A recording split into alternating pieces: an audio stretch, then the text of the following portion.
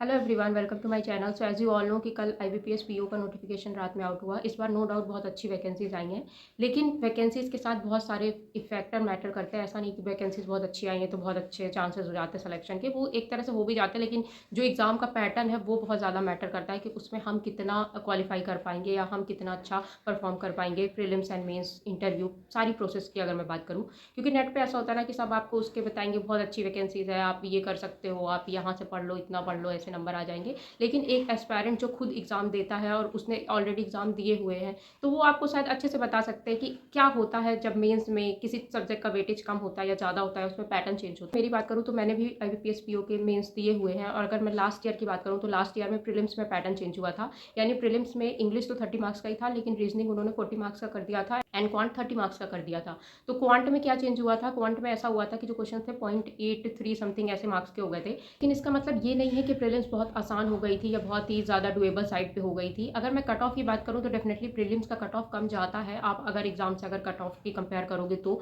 लेकिन ऐसा नहीं है कि पेपर बहुत ज़्यादा ईजी आता है। और इसमें क्या होता है ना कि मेन खेल होता है सेक्शनल कट ऑफ में। अगर मैं लास्ट ईयर की बात करूँ तो इंग्लिश में ऐसा हुआ था, जैसे अगर मैं इस ईयर की बात करूँ तो लोग जिनकी इंग्लिश थोड़ी वीक है वो थोड़ा सा खुश हो रहे होंगे कि अच्छा है, मेंस में 20 मार्क्स की आ गई है तो अच्छी चीज़ है। लेकिन प्रीलिम्स में अगर आप लास्ट ईयर की कट ऑफ देखोगे तो उन्होंने सेक्शनल हाई कर दी थी, 30 में से 15 मार्क्स कर दिया था उन्होंने पीओ प्रीलिम्स इंग्लिश की कट ऑफ की अगर मैं बात करूँ। तो बहुत सारे लोगों के साथ ऐसा हुआ था कि उन्होंने ओवरऑल कट ऑफ बहुत आसानी से क्वालिफाई करी थी, इनफैक्ट बहुत अच्छे नंबर आए थे, लेकिन इंग्लिश का सेक्शन उनका क्वालिफाई नहीं हुआ था। तो सबसे पहली बात कि अगर आप प्रिपेयर कर रहे हो ना, तो आपको इंग्लिश में प्रीलिम्स के लिए बहुत ज़्यादा मेहनत करनी पड़ेगी अगर आपकी इंग्लिश थोड़ा वीक साइड पे है तो। ऐसा नहीं मैं बोलूँगी कि बहुत ज़्यादा आप मतलब पूरा टाइम इंग्लिश में ही दे दो, बाकी सब्जेक्ट में भी करनी पड़ेगी। लाइक अगर रीजनिंग उन्होंने 40 मार्क्स का कर दिया तो रीजनिंग में भी लास्ट ईयर बहुत ज़्यादा कंफ्यूजिंग पजल्स आई थी। मैं अपनी बात कर रही हूँ कि यूजुअली मैं अगर मॉक टेस्ट की मैं बात करूँ तो मैं लास्ट ईयर जब सॉल्व करती थी तो मैं रीजनिंग में कोशिश करती थी 25 या 30 क्वेश्चन में इजीली, जब 35 मार्क्स का होता था तो मैं अटेम्प्ट कर लूँ पीओ की मैं अगर मैं बात करूँ। लेकिन लास्ट ईयर एग्जाम की अगर मैं बात करूँ तो 21 या 22 क्वेश्चन ही मैंने अटेम्प्ट किए थे, आई थिंक 25-26 मार्क्स के। और हालांकि वो पूरे सही थे, बट बात ये हो जाती है ना कि वहाँ इतना ज़्यादा पैनिक क्रिएट हो रहा था, मतलब पजल्स एक बार में नहीं बन रही थी। ऐसा मैं नहीं बोलूँगी कि कोई भी पजल मुझे डुएबल साइड पे लगी थी, अगर एक पजल डुएबल थी तो बाकी पूरा पेपर टफर साइड पे ही था।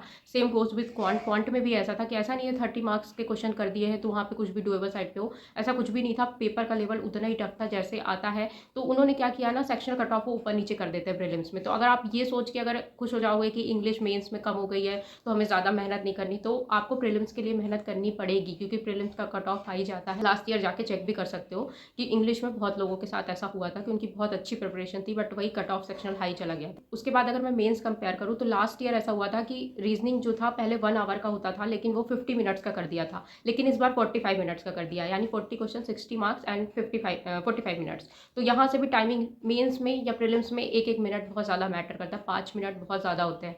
तो उन्होंने 5 मिनट भी कम कर दिए रीजनिंग में, चलो ठीक है। उसके बाद अगर मैं जीए की बात करूँ तो GA one of the most unpredictable subject है। आप जीए को कितना भी पढ़ लो, आप एग्जाम में जाके कंफ्यूज हो गए, आप नहीं कॉन्फिडेंस आता हमें जीए में। ऐसा नहीं कि जीए नोट, पता नहीं आईबीपीएस ऐसा क्यों कर रहा है कि जीए का वेटेज बढ़ाता ही जा रहा है। मैं ये नहीं बोलूँगी कि जीए आना नहीं चाहिए, बिल्कुल अगर आ रहा है लेकिन एक वेटेज के हिसाब से आना चाहिए। क्योंकि अगर आप उसको 60 मार्क्स का कर रहे हो ना तो वो उतना आप कितना पढ़ोगे। उस क्वेश्चन आता है ना कि बहुत ज़्यादा कन्फ्यूजन होती है वहाँ एग्जाम में, क्योंकि आपके पास वैसे ही बहुत ज़्यादा टेंशन होती है, आप मेंस का एग्जाम दे रहे हो। जिन्होंने मेंस दिया होगा वो इस बात से एग्री करेंगे कि वहाँ जाके जीए ऐसा लगता है सब कुछ मिक्स हो गया दिमाग में जाके, ऐसा लगता है इसका ये भी हो सकता है, सारे ऑप्शन आपको डुएबल साइड पे लगेंगे।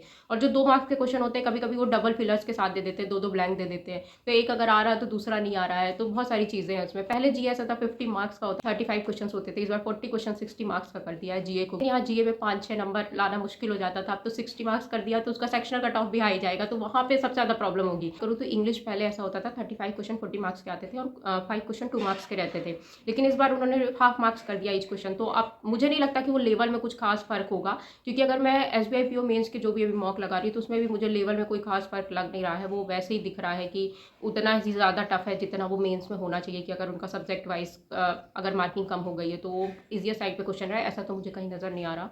तो मुझे नहीं लगता मेंस में भी वो कुछ ईजियर साइड पे आएगा, और हो सकता है कि वो इंग्लिश का सेक्शनल कट ऑफ मेंस में भी हाई कर दें। लास्ट ईयर की बात करूँ तो वो भी 13-14 मार्क्स आउट ऑफ 40 जाता था मेंस का, तो इस ईयर में भी वो 10-12 मार्क्स आउट ऑफ 20 कर दे, नो वन नोज। उसके बाद रही क्वांट की बात, तो क्वांट मेरा और बहुत सारे ऐसे लोग होंगे जो जिनका वीकर साइड पे होता है, तो हमें ऐसा था कि हम बाकी सब्जेक्ट से मार्क्स गेन करने की कोशिश करें। क्योंकि अब ऐसा ना कि कोई हर सेक्शन तो परफेक्ट नहीं हो सकता, आप कितनी भी कोशिश कर लो, आप कितना भी पढ़ लो, कि अगर हर सेक्शन परफेक्ट होगा तो फर्स्ट अटेम्प्ट में ही सब कुछ क्वालिफाई हो जाएगा। जाएगा, फिर आपको इतनी ज़्यादा स्ट्रगल करने की ज़रूरत ही नहीं पड़ेगी।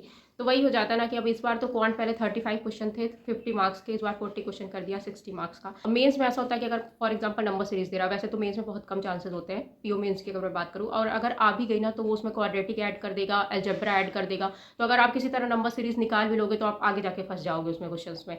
और डीआई बहुत ही हाई लेवल की रहती है, तो उसकी भी प्रैक्टिस करनी पड़ेगी। अब अगेन है कि अगर मैं पैटर्न की बात करूँ तो ए और बी सेक्शन में पेपर आता था जिसमें ज़्यादा क्वेश्चंस रहते थे, मतलब क्वेश्चंस कम रहते थे, मार्क्स ज़्यादा रहते थे ए एंड बी सेक्शन में।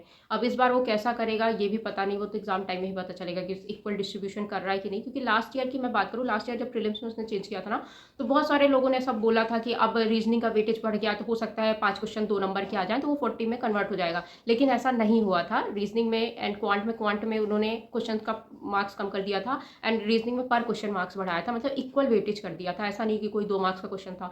तो उसमें भी मुझे डाउट था। मेरा आई थिंक फर्स्ट शिफ्ट में ही एग्जाम था लास्ट ईयर, अगर मैं प्रीलिम्स की बात करूँ तो मैं वहाँ गई तो मुझे ऐसा लग रहा था पता नहीं क्या होगा, शायद 2 मार्क के क्वेश्चन आएंगे। ये तो एग्जाम टाइम में ही पता चलता है कि वहाँ पे क्या करने वाला है। जो मीन्स में होता है डिस्क्रिप्टिव का पार्ट, तो डिस्क्रिप्टिव में ऐसा रहता है। लास्ट ईयर की मैं बात करूँ तो कॉम्प्रीहेंशन बहुत ज़्यादा टफ आया था, और ऐसे तो चलो ठीक था, फिर भी आप लिख लोगे किसी ना किसी तरीके से, बट कॉम्प्रीहेंशन नहीं समझ में आ रहा था। उसके 5 क्वेश्चन आए थे, 2 नंबर का 1 क्वेश्चन आया था, और बहुत सारे लोगों को मैंने देखा था। और सेक्शनल भी सेम ही गई थी। लोग ऐसा बोल रहे थे कि कॉम्प्रीहेंशन टफ आया तो मे बी डिस्क्रिप्टिव की सेक्शनल कम जाए, बट ऐसा कुछ भी नहीं हुआ था। सेक्शनल उतनी ही गई थी। फर्स्ट टाइम था तो समझ में भी नहीं आ रहा था कि एग्जैक्टली, और उसमें वर्ड्स भी मेंशन नहीं थे कि कितने वर्ड्स में आपको कंप्लीट करना है। डायरेक्ट क्वेश्चन था और उसको आपको लिखना था, तो अपने हिसाब से जिसको जैसा समझ में आया उसने लिख दिया, और थोड़ा टफर साइड में था जैसा मैंने बोला।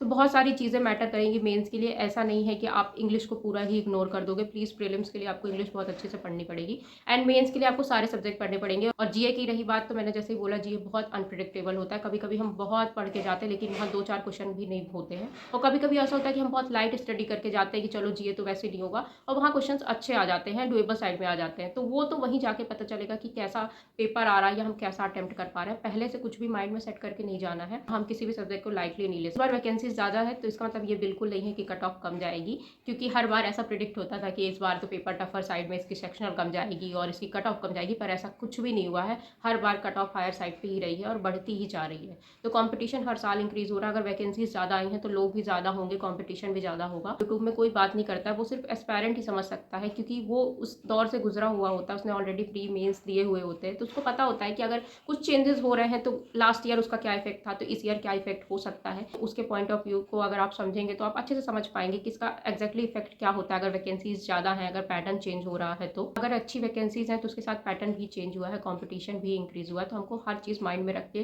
प्रिपरेशन करनी चाहिए। ऐसा नहीं है कि वैकेंसीज देख लिया तो ये हो गया कि चलो इंग्लिश का वेटेज कम हो गया, इसका सब्जेक्ट का ज़्यादा वेटेज हो गया तो ये पढ़ लेते हैं, इसको इग्नोर कर देते हैं। ऐसा बिल्कुल नहीं करना है। सो ये वीडियो, आई होप आपको वीडियो हेल्पफुल लगा होगा। मिलते हैं नेक्स्ट वीडियो में। बाय।